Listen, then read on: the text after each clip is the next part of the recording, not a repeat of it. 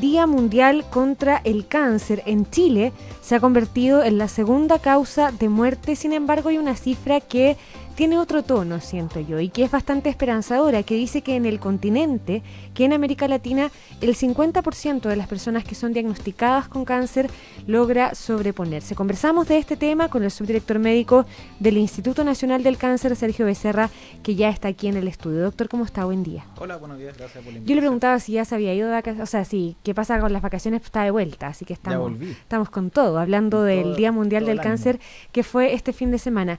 Es la segunda causa de muerte en Chile, el cáncer. Es la segunda causa, pero va a ser la primera, al corto plazo. De aquí al 2020 se supone que ya va a ser la primera causa de muerte. De hecho, en algunas regiones de Chile ya es la primera, como en Antofagasta, por ejemplo. ¿Ahí tiene que ver los factores de contaminación, por ejemplo? Eso se piensa. Se piensa que el arsénico, el agua, etcétera, son factores que influyen. Además que hay una alta tasa de tabaquismo también en esas regiones, entonces eso también influye. Tienen mucho cáncer de pulmón, por ejemplo.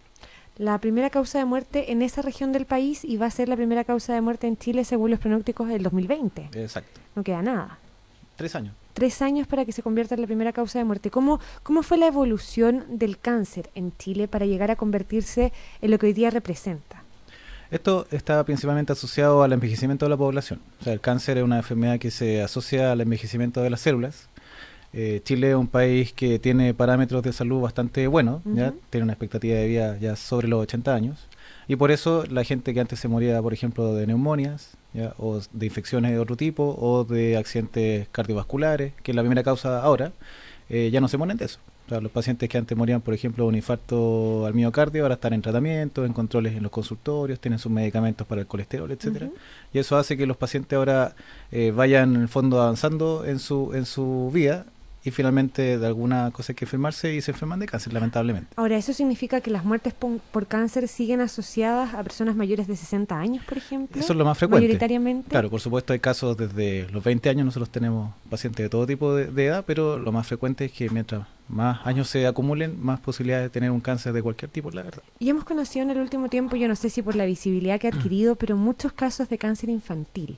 ¿Por qué el cáncer infantil? Porque no tiene relación con el envejecimiento de las células, digamos. No, eso en general no se sabe muy bien la causa, tampoco son hereditarios. ¿No son hereditarios? No son hereditarios. Ninguno. No, o sea, en general son de causa indeterminada, ¿Ya? ¿ya? Por alguna alteración genética que tienen los niños durante su desarrollo. El número, la verdad, se mantiene estable, pasa que hay más acceso al diagnóstico. Entonces, ahora todos los niños, la verdad, que tienen un cáncer, entran al sistema de salud y reciben su tratamiento. Pero es normal, eso entre comillas, la tasa de cáncer infantil en Chile ha ido creciendo y asociado a eso, ¿cuál es la tasa de mortalidad de cáncer en los niños? Bueno, los niños en general tienen distintos tipos de cáncer también que los adultos. Hay muchos que tienen buen pronóstico con los tratamientos oportunos, y hay otros que lamentablemente no, o que quedan con secuelas, ¿ya? El cáncer infantil, ha sido un tema importante. Por ejemplo, el año pasado, ¿se acuerda que conversaron harto del tema de Punta Arenas? Claro. Es prioritario para el Estado y para la falta de oncólogos. Claro, la falta de oncólogos. O sea, es prioritario que estos niños tengan acceso a los tratamientos, entonces por eso a lo mejor hay mayor sensación de que hay más cánceres o han empeorado, pero la verdad es una tasa que se mantiene estable, pero estos niños son prioritarios para todo el sistema de salud. ¿Pero por la edad tienen mejor pronóstico los cánceres infantiles o no? No necesariamente, depende siempre, todo tipo de cáncer, siendo de niño a adulto, depende sobre todo del momento en que se diagnostica.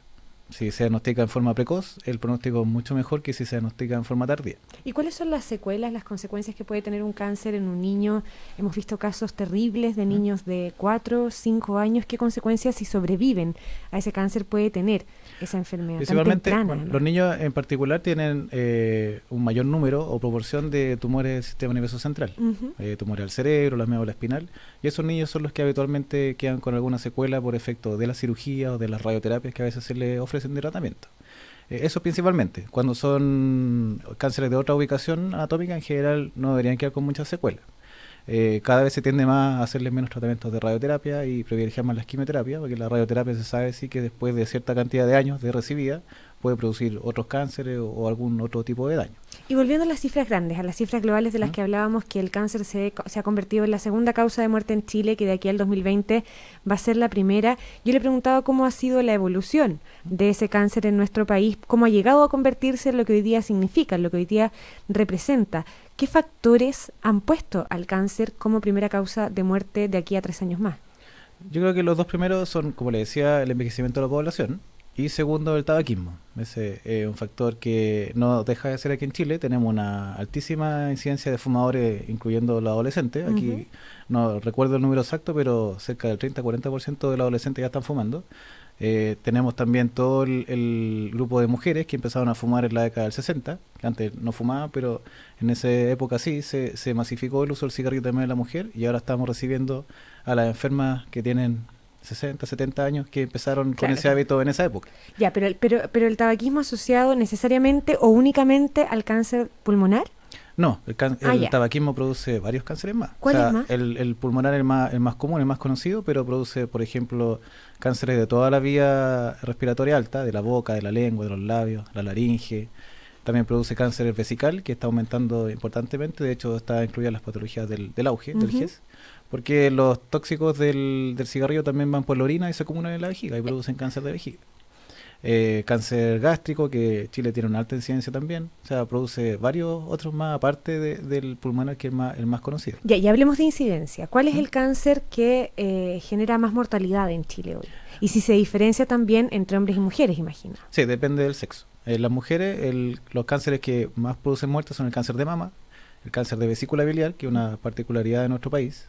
Eso está asociado a que Chile tiene una alta incidencia de cálculo de la vesícula, de colelitiasis. ¿Ya? Y a su vez, esa enfermedad, los cálculos son muy frecuentes en nuestras mujeres obesas, sobre todo. Está asociada al embarazo, generalmente se embarazan, engordan, y empiezan a producir cálculos biliares y se ha dicho que está asociado también a nuestros genes mapuche.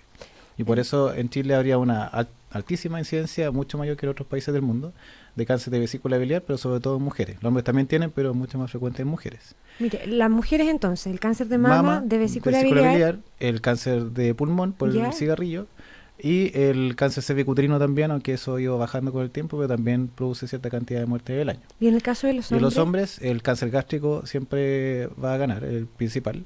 El segundo, el cáncer de próstata, ¿ya? Y tercero también el cáncer pulmonar por el cigarrillo. Ya, y ahora todos estos cánceres que mencionamos, a todos estos órganos que dijimos, ¿todos tienen mejor pronóstico si se detectan tempranamente? Porque, por ejemplo, uno de los que tiene más a la mano por las campañas, por la incidencia del cáncer de mamas, dicen, efectivamente no vas a prevenir el cáncer porque no se previene, pero si lo detectas tempranamente el pronóstico es mejor. En el mismo caso, el de la próstata, que es el más común, que a los hombres les recomiendan después de los 40 años hacerse el examen permanentemente, o todos tienen mejor pronóstico. En general, todos los cánceres tienen mejor pronóstico cuando se detectan en forma temprana. Tienen más acceso a tratamiento. En general, casi todos los tumores se operan y si uno tiene un tumor de pequeño tamaño, es mucho más factible que se pueda operar en forma exitosa, que nosotros lo consideramos cuando se saca todo el tumor. Porque muchas veces los tumores son muy grandes y no son resecables y quedan con resto de tumor, y eso ya la verdad va destinado a tener un peor pronóstico. Se puede mejorar con quimioterapia, con radioterapia, pero el resultado es menor. Pero, por ejemplo, en cáncer de mama, el resultado a 5 años, nosotros siempre medimos los tratamientos a 5 años de plazo, desde que se indican. Tiene por sobre 90% de éxito en cuanto a sobrevida, si es que se detecta en etapa, por ejemplo, 1, que es cuando un tumor de menos de 1 centímetro, 2 centímetros. Estamos conversando con el subdirector médico del Instituto Nacional del Cáncer, Sergio Becerra. Recordar que este fin de semana, este sábado, se conmemoró el Día Mundial contra el Cáncer. Doctor, usted hablaba de los tratamientos. Mencionó también ahí algunos tipos de cáncer que tienen cobertura del Plan Auge. Porque en un país como Chile, me imagino que sigue siendo tema el tratamiento, que es muy costoso en algunos casos, que es muy largo en otros, que obliga a abandonar trabajos. Por lo tanto, desde ese punto de vista, el tratamiento no es tampoco para todos los enfermos de cáncer igual. En general, cerca del 70% de los cánceres están dentro del GES. Y son los que tienen más prevalencia en Chile. Está desde el cáncer de mama, como le contaba, el cáncer infantil, los cánceres hematológicos, linfoma, etcétera. El cáncer de próstata, el cáncer de recto se incluyó hace poco, el cáncer de vejiga, hay varios más. Hay un grupo, lamentablemente, que no está en el GES y que tienen mayores dificultades para acceder a los tratamientos. ¿Pero son los de menor incidencia o no? En general sí, sí. El cáncer de pulmón sí, que si es de alta incidencia, tiene cubiertas algunas prestaciones solamente, no todas. ¿Ya? La quimioterapia principalmente en un piloto que empezó el año pasado en el Ministerio de Salud. Pero en general casi todos los cánceres más importantes que afectan a nuestra población están cubiertos por el GES. Y eso es un beneficio, la verdad. presiona, por supuesto, el sistema de salud. Eso le iba a preguntar, ¿el sistema público está en condiciones de acoger 70% de cobertura de patologías? Hacemos todos los esfuerzos, pero por supuesto no nos cuesta. El GES, como usted sabe, tiene tiempos, tiene plazos bastante estrictos de cumplimiento, y si no los cumplimos, ahí nos llega un coscorrón desde la autoridad. Entonces nosotros hacemos todos los esfuerzos para que los plazos se cumplan. A veces tenemos plazos de 20 días para hacer un tratamiento, que es bastante poco, dentro de un sistema que por supuesto tiene falta de médicos y de tecnología asociada, porque estos tratamientos cada vez son más complejos además.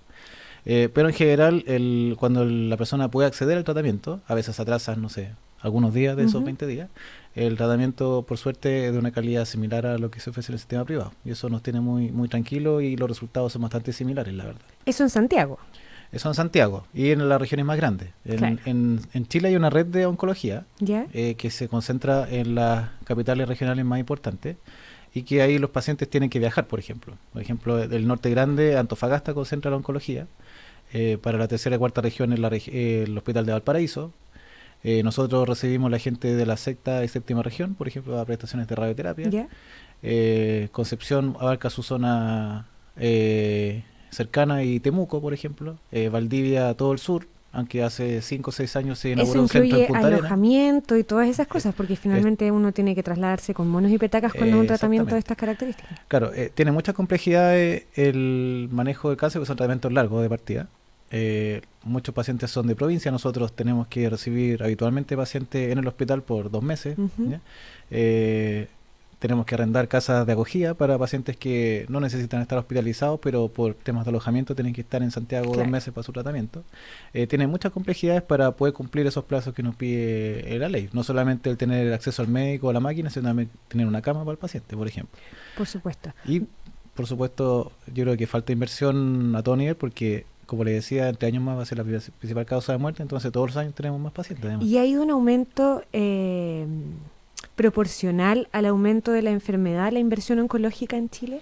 Porque hablamos permanentemente de la falta de especialistas. Claro, uno dice traumatólogo, oftalmólogo, pero los oncólogos también, pensando en lo que dice usted, que en 3 años más va a ser la principal causa de muerte en Chile. A su juicio, ¿ha ido proporcionalmente creciendo la inversión oncológica? Yo creo que está el interés, están de hecho las ofertas de especialidad para los médicos puestas por el Ministerio de Salud, pero no siempre van al ritmo de las necesidades, lamentablemente. O sea, en este caso van más lento, derechamente. Vamos más lento de lo que se necesita. Tenemos el problema desde el servicio público, además, que a pesar de que las condiciones laborales han mejorado bastante en cuanto a remuneraciones, por ejemplo, siempre el sistema privado a veces es más atractivo en ese ámbito, y se lleva a los especialistas hacia esa área. Nosotros tenemos, la mayoría somos oncólogos que trabajamos en los 2 sistemas, ¿sí? Porque somos tan pocos que tenemos que repartirnos por todos los centros de salud para poder entregar la cobertura a los pacientes que la necesitan, pero claramente hay déficit de especialistas. Además, una especialidad que no es muy, ¿cómo se puede decir?, popular entre los médicos, porque estamos enfrentando casos graves siempre. Hay que tener cierto tipo de... Probablemente la muerte permanentemente. Obvio, claro. O sea, hay que tener un tipo de personalidad, un tipo de manejo de las situaciones que es un poco más complejo que en otro tipo de especialidades. Sí, ese es un tema bien importante, que se toca bastante poco, porque es una especialidad que lidia con la muerte permanentemente, porque estamos hablando de buenos pronósticos en algunos casos, pero hay que informarle a la familia. Mucho más permanente que lo que hace un doctor. O sea, en la consulta uno que ve 10 pacientes al día o más, puede ser que tenga, no sé, 8 pacientes que están muy bien, pero 2 que no. Y eso implica tener que conversar con él y con la familia media hora, 1 hora. No es tan sencillo muchas veces. No, claro que sí. Estamos conversando con el subdirector médico del Instituto Nacional del Cáncer, Sergio Becerra. Doctor, le quería preguntar por los tratamientos, porque hay harta gente que se pregunta, y en estos casos uno siempre conoce a alguien que el doctor lo primero que te dice, oye, no leas en Google, no veas nada cuando te dan el diagnóstico, cuando te dicen alguna, lo que es bastante imposible hoy día, ¿no? Y quería preguntarle por la apertura o la recepción que tiene entre los doctores formales, y esto lo voy a poner entre comillas, los tratamientos alternativos, que en torno al cáncer hay un montón, usted sabrá mejor que yo, el muérdago, los escorpiones. ¿Cuál es la relación que ustedes tienen con ese tipo de tratamientos cuando un paciente, por ejemplo, llega y les dice, doctor, ¿sabe qué? Me recomendaron el muérdago y yo conozco una señora que le hizo perfecto. Bueno, en general, toda la medicina complementaria está bastante desarrollada en países del primer mundo. Ujú. De hecho, los centros oncológicos más importantes de Estados Unidos, Europa, tienen su área de medicina complementaria dentro del hospital. O sea, no es una cosa que vaya en contra de los tratamientos tradicionales, que son la quimioterapia, la radioterapia y la cirugía. La evidencia científica de estos tratamientos sí es un poco más débil que los tratamientos convencionales, y por eso hay resistencia de algunos médicos para indicarla de forma más activa. Pero más allá de indicarla, si el paciente llega, ¿Mm? no hay un rechazo a decirle... En particular, yo puedo hablar por mi experiencia. Ajá. Yo soy oncólogo hace ya 10 años, ¿Ya? más o menos, y he visto miles de pacientes ya. Y en general yo soy bastante abierto a permitir a los pacientes que si tienen una alternativa en paralelo a nuestro tratamiento, la sigan recibiendo, siempre y cuando no conlleve gasto excesivo. Muchas veces... O no exista la evidencia concreta de que puede contraindicar, digamos. Que Claro, puede hay ser algunos contra- tratamientos que son bastante sui generis, como por ejemplo comer insectos vivos, los famosos gorgojos se llaman. ¿En ¿ya? serio? Claro, que ahí uno recomienda que no, porque tiene cierto riesgo incluso de infecciones infecciones. en pacientes que están recibiendo quimioterapia. Pero lo que uno ve también, lamentablemente, es que, dado que las familias están bastante angustiadas, etcétera, caen en manos de personas inescrupulosas que le ofrecen tratamientos que claramente no sirven y les cobran bastante dinero, incluso más caros que los tratamientos tradicionales. Y ahí, por supuesto, uno pone ojo y recomienda a los pacientes que usen tratamientos. Muchas veces se los donan, se los traen amigos que viajan, le traen tratamientos. Por ejemplo, es muy común que traigan medicamentos de Cuba, De por Cuba, ejemplo. claro. Y uno, si lo tienen disponible, le dice De Cuba sí. es lo del alacrán. Exacto, el veneno del alacrán. Claro, si no va a incurrir en un gasto excesivo dentro de una situación económica familiar que está generalmente muy complicada por el tema de la enfermedad, por supuesto no le dice que tengan cuidado con eso. Pero en general yo por lo menos soy bastante abierto o tolerante con eso, pero la verdad científicamente no está demostrado gran parte de esos tratamientos que sirvan o no sirven para el tratamiento del cáncer. Pero de repente como factor psicológico sí que se conversa con el doctor, puede servir, digamos. Puede dar incluso un efecto placebo. El Exacto. placebo se sabe que sirve para otro también tipo de enfermedades como beneficioso para los enfermos.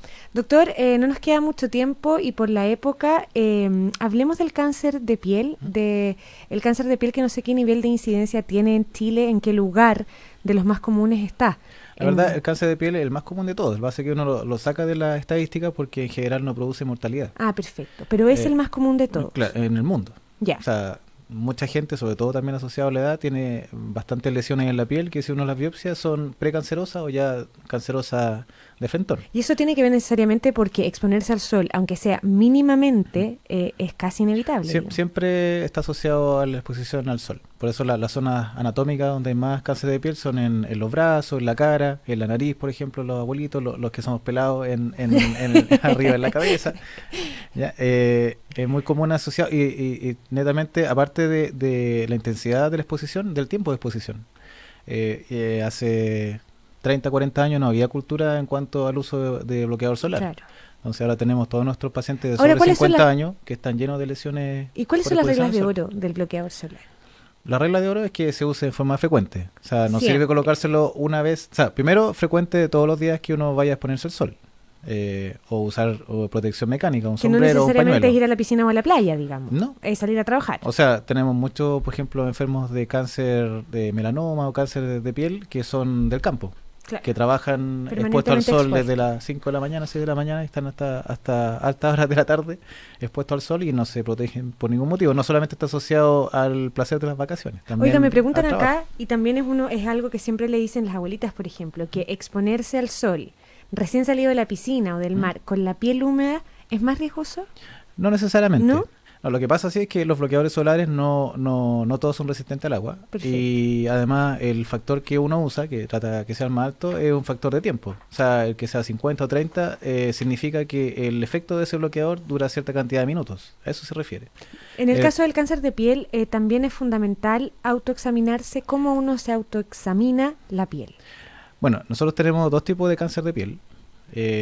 Uno que es muy común, que es el cáncer vasocelular o el escamoso también se puede llamar, que está asociado a estas manchas como blanquitas, rosadas que tienen los abuelitos. ¿Ya?